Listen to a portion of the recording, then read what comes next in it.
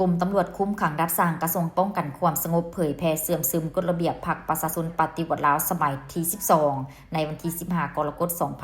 2026 โดยการเป็นประธานเผยแพร่ของสหายพลจัตวารัศมีไสยคำคณะพรรคกระทรวงเลขาคณะพรรคหัวหน้ากรมตำรวจคุ้มขังรัฐสร้างกระทรวงป้องกันความสงบมีคณะพรรคคณะกรมการนำลักแรงนายและพลตำรวจอ้อมข้างกรมตำรวจคุ้มขังรัฐสร้างกระทรวงป้องกันความสงบเข้าร่วมสหายพลจัตวารัศมีไสยคำให้ฮู้ว่าการเผยแพร่เสื่อมซึมเอกสารกฎระเบียบพรรคประชาชนปฏิวัติลาวสมัยที่ 12 กฎระเบียบดังกล่าวประกอบมี 15 หมวด 64 มาตราที่ได้กำหนดเนื้อในพื้นฐานเกี่ยวกับพรรคประชาชนปฏิวัติลาวแม่นกองน้ำหนาที่มีการจัดตั้งแม่นองค์การจัดตั้งการเมืองสูงสุดของชนชั้นกรรมกรและของระบอบประชาธิปไตยประชาชนลาว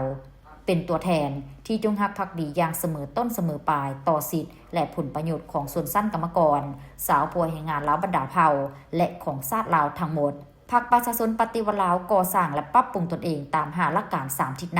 นำพาทั่วปวงชนลาวทางชาติปฏิบัติหน้าที่ปกปักรักษาประเทศชาติและมากผลของการปฏิวัติไว้ให้มั่นคง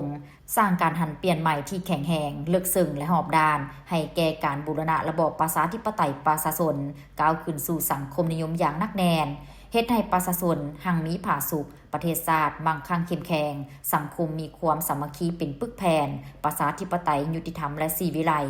พร้อมนั้นสหายยังเผยแพร่คำแนะนำเลขที่ 303 ทับคจสพ